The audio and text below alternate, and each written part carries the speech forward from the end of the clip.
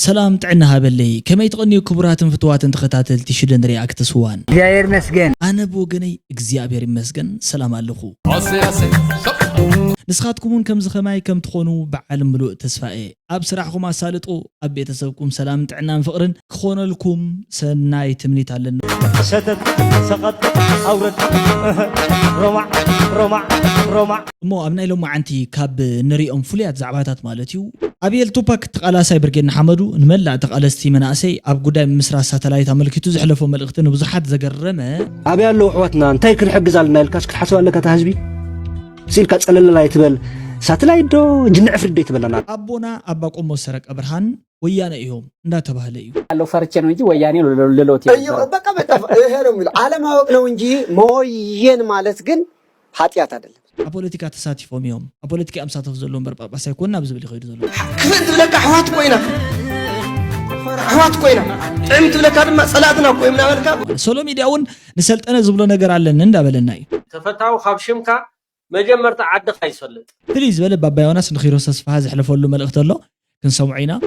أنا كيرز هو حسن مشراخه جيم أوفر حاونا بريشون مس مونيكا مرعون تجارو بحر خمس ألكم يندي زبلنا مالتيو نمونيكا تمرعخا بحرنات مورسي غوركا سياس أقرون يدون أسير خمس ألكم سون كنسحق لنا نقرا من قد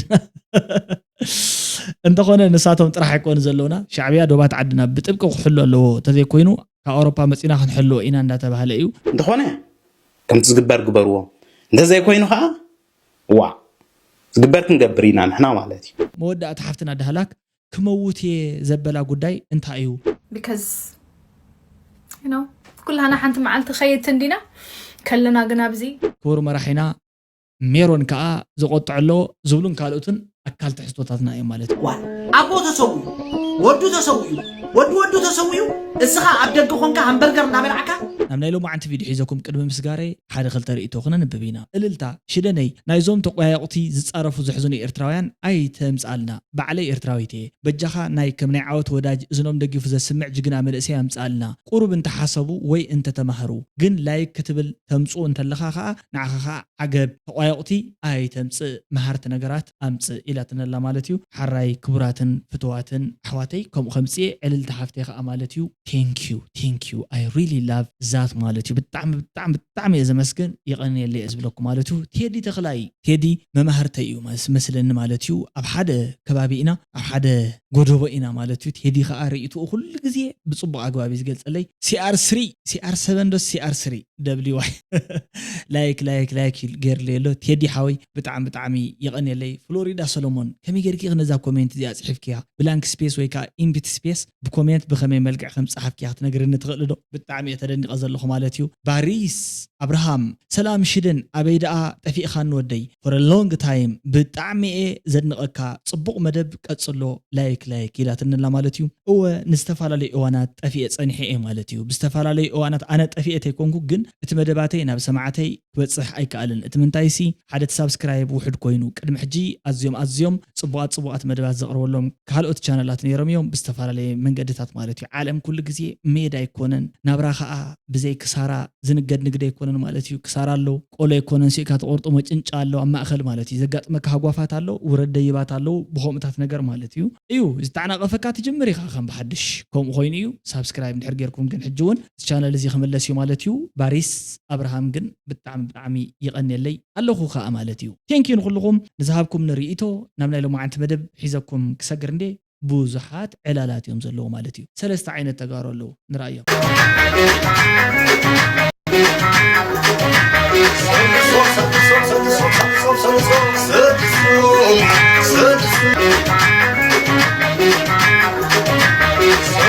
تجدد اللعتة يا خمسة مالتي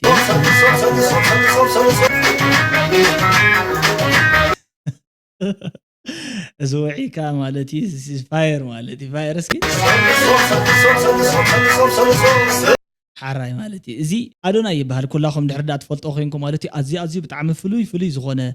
موتيفيشنال سبيكر يو بتعم اوثنتيك زغونه سبيو بزحات سبات غلغليو خزاربا يغبون يوم زلو مالتي كمزي عينت حموم زغونه سب طرح يزاربو مر زلو اي مبزحاتو جن دحردات تفلطو خينكم تخاتاتلو نزي يفلط سبالو يلي غمتني جن بتعم ازي دس بهال قلعي مالتي تختلو تسعبكم دس بالي هلاكينو عندي مسكتكي وي مسكتكا ناز فيديو تري أدلخا سبات بخمي مقالات أخا انتهي عين السب نيرو مبالو بدحريخا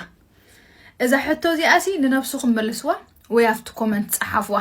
كبار حتى يا بايزوي مالتي حجي حدا زي أنا مالتي حدا زي أنا صباح أنت تموت وي لو ما أنت تموتس أنت سريعها تتموت مع حشك يلونس شعوي حتوتات حدا زي مسألك مالتي مالت موت كات صباح تزغو أنت زبال حجي كم زي سب صبو دي السرح زلوه أنا حماق يسرح زلوه كتب النحرد أخوينك تزموتس سبات بدحري أنتي مبلويلك صحف تزبلك سب مالتي تعزيز خبر نجاري حيكون مبلو سبات نايب حق مالتي حماق دوم تزارو صبو دوم تزارو أنتي يكون مبلويلكاس تجانا نق مالتي بزعل عز قداي زي حق عياخا مالتي دهلاك كموتي زبل هذا اللو قداي نزي مالتي سبات بخمي كم زقمقم نخفلت تقراوي versus إرتراويت زي كلتي كا حداش فقر مالتي مسريتهم اليوم اسكي إرتراويت مخان أنا تقراوي مخانيس هاي صرواي لختحس يا أنا بناتي من قد يزغي من ما بوليتيكا يكون أول حدا نقرأ سلازي له لايك سب يوم إلى زمن إنه ما تحد سب تابعيو وشرو فرات إكزابير نهار له غينو زغاني يكون ناب ناتي نات كم فرها ومن ما ينت زرارة لأننا نقر كم زي هايمانوت بوليتيكا قال كم تاسل زي بلو يا سيمسلك يقولون نا زرارة بوينتو سيلي حس مالتي الحمد لله صبغي مالتي اسكي كم اللي كان برشي كان خون عززني ولا كم تعبلك سرني كم دليت كان خون عززني حافظكيو حافظاتك مالتي حافظكي إذا بالناتاتكم ركب مالتي بتعم دس بهالي مالتي صبغات شكوراتكم كلتاكم حداركم نقصال مالتي فريت صقيت يغبركم كما خاتكم زامسلو تمريعكم كمالتي صد زي يفلطو فقر طرح زفلط قلعت ولد يغبركم يزبلكم انا زي ازمن لكم دس بهالتيكم كلتاكم مالتي سوالا بتعم شكور نسون شكور كم زي زبل سبيكو زدل زلسك قصلو الله فرچ ነው እንጂ ወያኔ ለሎት በቃ ይሄ ነው የሚል አለማወቅ ነው እንጂ ሞየን ማለት ግን ኃጢያት አይደለም። ቋንቋ ብልሽት እንዳይመስል ሞየን ማለት ለእምነቱ ለማንነቱ ለሃይማኖቱ አልደራደርም የሚል ሰው ማለት ነው። በዚህ ከተረጎሙት የስ ሌላ ለፖለቲካ ጥግ ሰው ከሆነ ግን አምናት አይደለም አባል ላይ ሆኑ ይችላል። ሁኝም አላውቅም አይደለሁም የአንድ የማንም ፖለቲካ ሁኝም አላውቅም It's not my business. እኔ ተጠራሁበት ለምን ነግር ያለው حراي ስለዚህ ጥብቅ ዝበለ ሕቶ ይቀሪዎም ነዞም ሰብኣይ ማለት እዩ ወያነ እዮም ይብልኹም ኢልዎም ሕጂ ንሶም ከዓ ኣነ እንድሕርዳ ንዕላማኻ ንሃይማኖትካ እንድሕርዳ ኮይኑ ደሪቕካ ማለት እሲ ክትር ኢልካ ትማጎተሉ እንድሕርዳ ኮይኑ ከምኡ እንተተባሂሉ ዋ ይበሉ ናይ ባዕሎም ግን ኣነ ምስ ዝኾነ ይኹን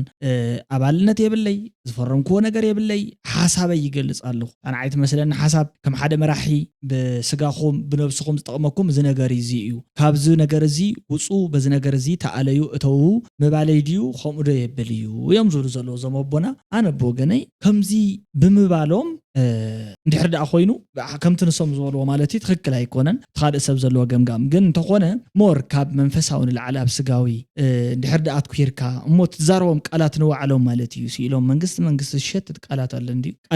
ቃል እግዚኣብሔር እውን ዝመስለሎ እምበር ኩሉ በብልቡ እዩ በብስርሑ በብተግባሩ ይጸድቕ ኦፍ ኮርስ ግን ንእሽትለይ ሕሚ ዘብለሎም ኣለና ኣነ ብወገነይ ነዞም ሰብኣይ ማለት እዩ ነዞም ጳጳስ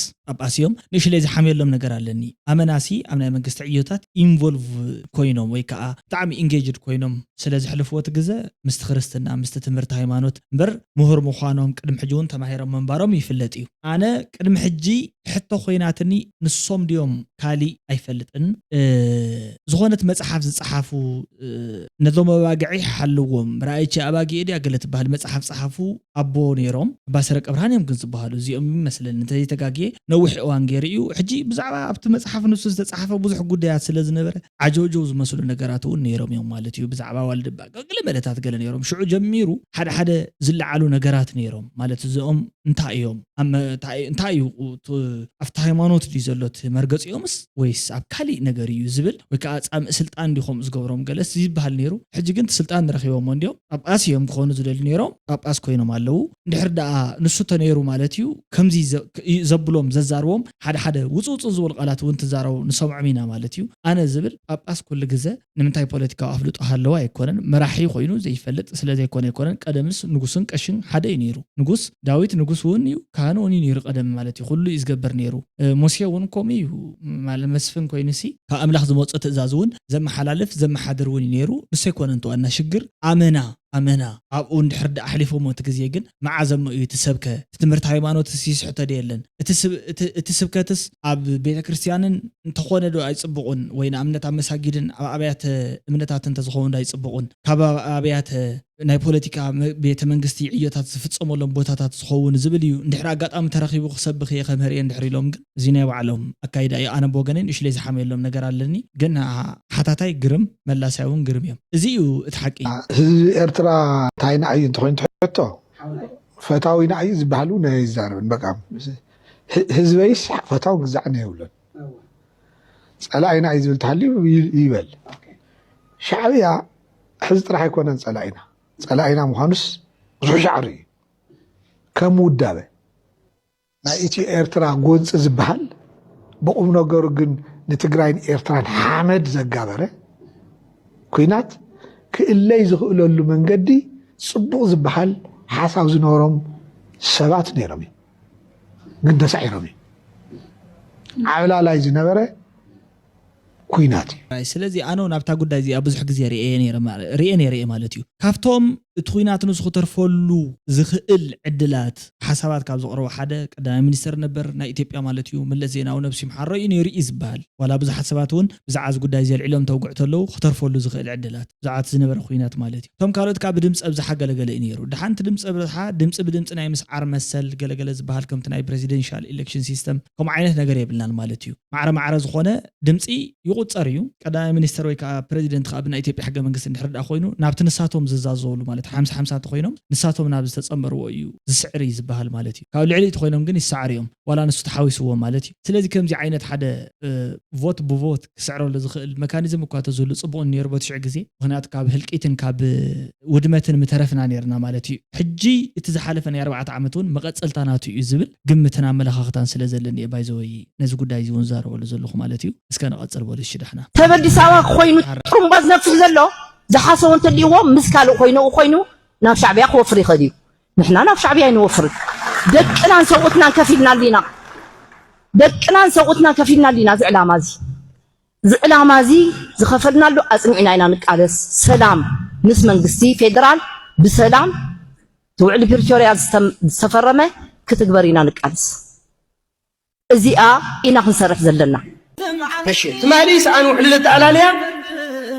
ኤርትራ ትበሃል ሒዛትና ትኺድ ስልጣነ ይተምርሐና እንተባሂሉ ሽዑ ተቓልስ ኸይዛዘም ክፍእ ትብለካ ኣሕዋት ኮይና ጥዕም ትብለካ ድማ ፀላእትና ኮይምና በልካ ብፕሮፓጋንዳ መንእሰይ ኩናት ድዋን የብቅዕ ሕዚ እውን ጭርሖና ደቂ 80 ክነብሩ መሰሎም እዩ ደቂ 20 ደቂ 30 እውን ክነብር መሰልና እዩ ሓቢርና ትግራይ ሰላም ንበረላ ኩናትን ወረ ኩናትን ኣይንደልን ወናማ እንተ ጋሩ ዲኹም ኢና የጥያቄ ልምንታይ ካብ ወለዶ ላገዛእኹምና ትነብሩ ትደልዩ ልምንታይ ፈራሓት ገይርኹምና ኣያታትና ኣነ ኸዚ ሃሙ ኣይምክሐሉ ሓቂ ኻይኻ ሓወይ ኣብ ፍርቂ ሚእቲ ኣብ ፍርሒ ጥሜቲ ኣብ ፍርቂ ሚእቲ ለይረብሕ ትምህርቲ ድምፂ ጠያይቲ ኩናቲ ሙማቲ ካብ ላዕሊ ናብ ታሕቲ እምበርታይ ኣይምፅኦም ንናይ ህዝቢ ሕቶ ሓደ ኸይመለስኻ በብ20 ዓመት ወለዶ ገቢርኻ ከም ዘምክሕ ታሪኽ ኣያታት ተበልኻ በዓልን ተኽበርኻ መዓልቲ ቆፂርኻ ታዩ ባትርፉ በዓል ንምኽባር ድዩ ዝኹሉ ሓሊፉ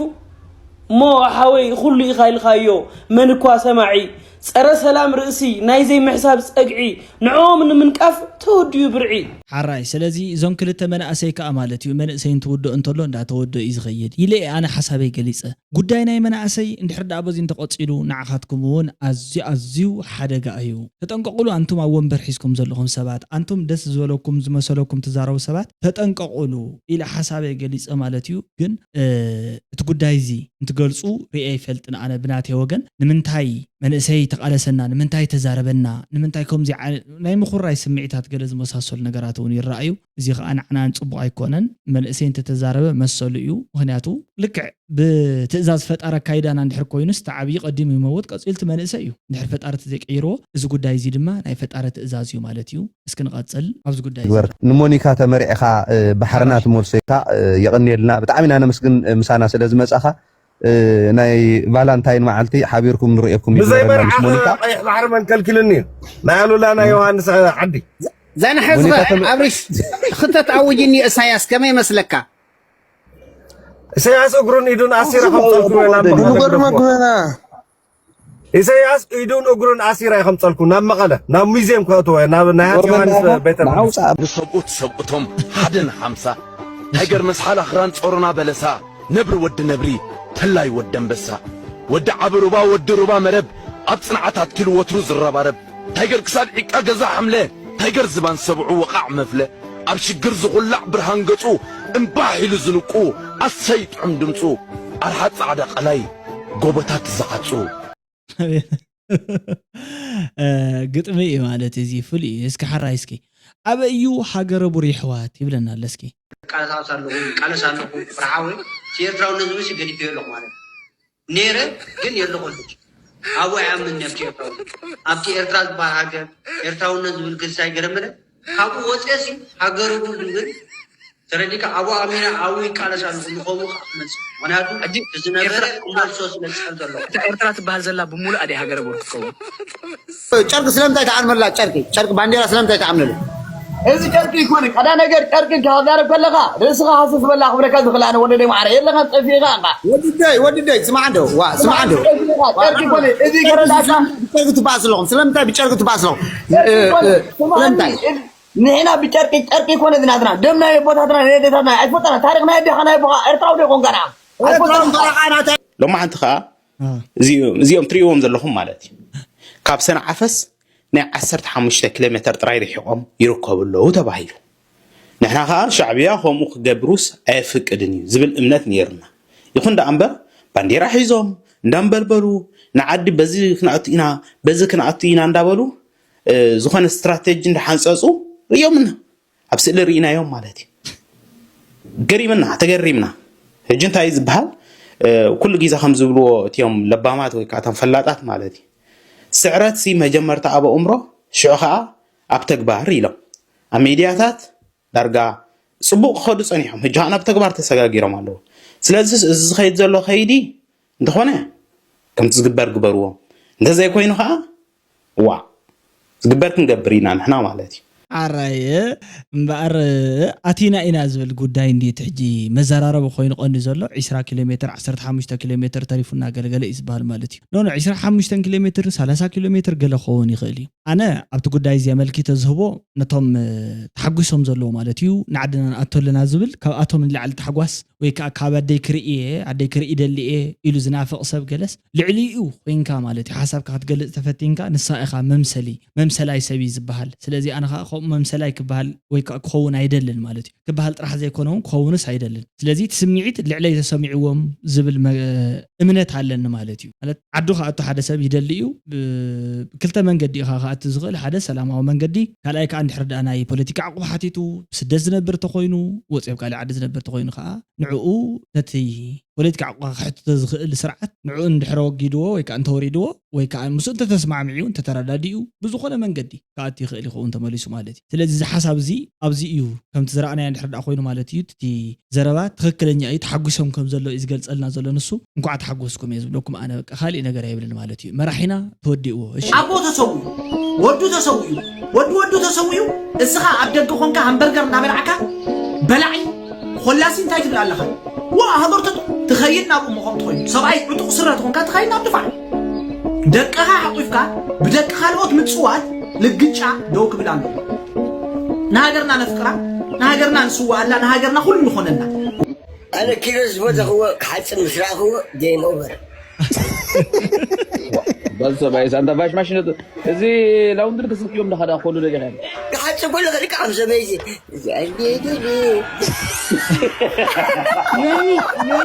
يوني تديكم ريكورد جرم كسدو خيام ريكورد جرم نفسلت أنا خسرت اليوم سلت أنا كخورية فلت يا خا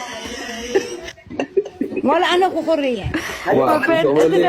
نورمال تمال أنا يكرين تمال أنا يكرين تمال أنا يكرين لا أنا تمال تنجي كذا كتركي صموك كابلو شو صموك كابلو شو مالتي مرر كله تلو مالتي نزخ دان صموك كابلو شو علو مرر تيلو صموك كابلو شو بابا ناس حيال سبي مالتي رأس له ማለት ሲና ይግዳፍ ዝብልዎ ገለ ወላ ንስተቆ መሰር ትግራዋይ ዓጋመ ገለ እንደም ብዙሕ ነገር ወና መኒ ዶክተር ነጋሲ ዝብል ሕቶ ይመጽዩ ተፈታው ደይፈልጦ የለን ማለት ተፈታው ካብ ሽምካ መጀመርታ ዓድኻ ይሰልጥ ተፈታዊ خلاليካ ወይ ካ خنእደካ ወይ ኩድሰካ እንድሕርዳው ኮይኑ መጀመርታ ዓድኻ ፈሊጥ ይዝላለየካ ገብራይ ማለት ሕጂ ዓድዋን ሽረን ብለካላ አስመራ ከም ተወለድካ እታ ዓድዋን ሽረን ክትብላ ስለዘይከኣልካ ግን በዓሉ ይብላል ጸላትና እዚኦም ድኹማት እዮም ሓራይሽ ንሕና ግነት ዘለና ጸጋ ኣብ ረብሓና ናብ ገዛ ነፍስና ክንውዕሎ ይዝግባእ ማለት እያ ዓብ ጸጋ ዘለና ንሕና ኢኖ ኣብ ያለው ኣሕዋትና እንታይ ክንሕግዝ ኣለና ኢልካ ክትሓስብ ኣለካ ታ ህዝቢ ሲልካ ጸለለላ ይትበል ሳተላይት ዶ ጅንዕ ፍርድ ይትበለና ንዓል ኣቡካ ሕሳብ ሳተላይት ገብርቶ ኮይኖም ብሕጊ ምፁ ኩሎም ተማባ ኣብ ሶሻል ሚድያ ደለው ሓደ ትካላዊ ሰራርሓ ዘለዎ ሳተላይት ሓንቲ ሳተላይት ኣይተድልየና እቲ መሰረታዊ ነገር ኣብቲ መሪሕነት ኣብ ላዕሊ ሽግር እቲ ህዝቢ ዝፈጠሮ ሽግር እዩ እቶም ክመርሑ ዝኽእሉ ኣካላት ብግቡእ ኣየላለዮምን ሲልካ ብስምዒት ጥራይ ድሓር መወዳእቱ ብላዕሊ ምስ ሰቐልክዮም መዓት ነገር ዋዕዋዕ የብሎ የበላሽዎ ክትዕሮ የሸገረካ ከም ሓድሽ እንድሕሪት ትምለስ ስለዚ እቲ ሽግር ኣብ እንታይ ዓይነት ሽግር እዩ ዝብለና ዘሎ ማለት ናይ ሳተላይት ዶ ናይ ገለዶ እንዳበልካ ምውጋዕ ምዝራብ ኣይኮነን ፀገም እቲ ፕሮብሌም ተፈጢሩ ዘሎ ከዓ ብዙሓት ሰባት ክንሾሞም ከለናስ ዘይፈለጥና ስለዝሾምናዮም እዩ እዚ ማለት ከዓ ነቲ መንገዲ ቁኑዓት ዘይኮኑ ሰባት ክህልው ስለ ዝኽእሉ ኣብ መጀመርታ ድማ ላዕሊ ስለ ዝተሰቐሉ ንዖም ምውራድ ፀጊሙና ኣሎ እዩ ዝብል ዘሎ ድሕር ከምኡ ኮይኑ ግን ቅድም ኢልካ ይኽእለ ዘለዎ ከምዚ ዓይነት ኣካይዳ ምክንያቱ ኣነ ፍትሒ ረኸብኩን ወይ ከዓ ዝመርሓኒ ዘሎ ዲክታተራዊ ስርዓት ይገለ እንዳበልካ ፀኒሕካ መወዳእታ እንድሕር ደኣ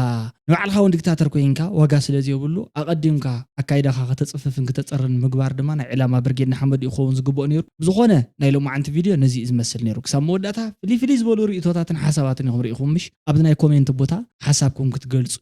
ዘተባብዓኩም ማለት እዩ በዚ ጉዳይ ዘመልኪትኩም ርእቶ ንምሃብ ተደሊኹም ፅቡቕ ዝኾነ ርእቶ ሃናፂ ዝኾነ ርእቶ ኩሉ ኣራሚ ዝኾነ እዛብዚኣ ዝበልከያ ብከምዚ ዓይነት ተትእረም ገለ ትብልዋ ነገር ኩልኹም ማለት እዩ ንተውን ርእቶ ኣዝየ ዘመስግን የኽብረለይ እግዚኣብሔር ያበለይ ይቐኒየለይ ልዋም ቅነ Good light. نحن حضرت حواتي ما نطيب